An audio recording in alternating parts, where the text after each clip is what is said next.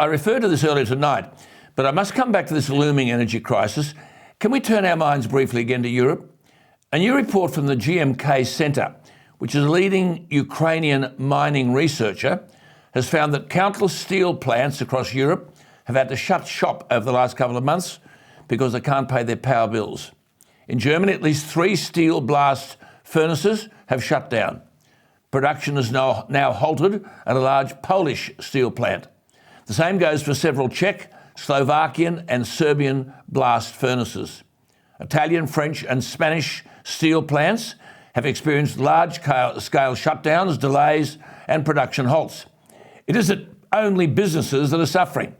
The New York Times reports that people across Central Europe are clear-cutting forests and grinding up centuries-old trees in the name of renewable energy. But I suppose how can you blame them?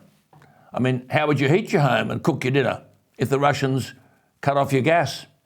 How would you get through winter if your country shut down its coal-fired power plants only to be replaced with weather-dependent, Chinese-made solar panels and wind turbines? Sounds familiar, doesn't it? Well, think about it. How would the average Aussie react when he's asked to pay $34 for a pint of beer? Might sound outlandish. That's the situation in the United Kingdom.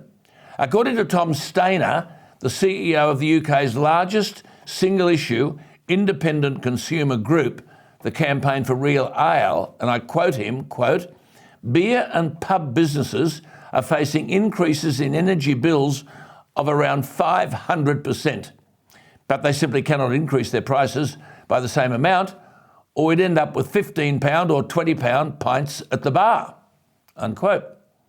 After being duped into buying an expensive electric car, the state will then kindly ask you to avoid charging it due to power shortages. Just ask the Californians.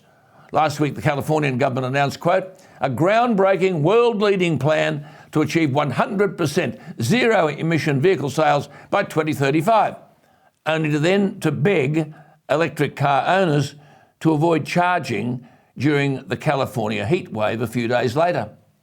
To sum it all up, this is what I call greenflation. Why are food prices rising all around the world? The green types wanted to ban nitrogen fertilisers made from fossil fuels. Less food produced. Why are power prices rising? The green types wanted to replace coal-fired power plants with unreliable wind and solar plants. Less energy. Why are steel, aluminium and practically all critical industrial materials rising in price? Well, manufacturers can't keep up with power prices and have passed on their costs. It may be that the only way for things to get better is for things to get worse, and they will.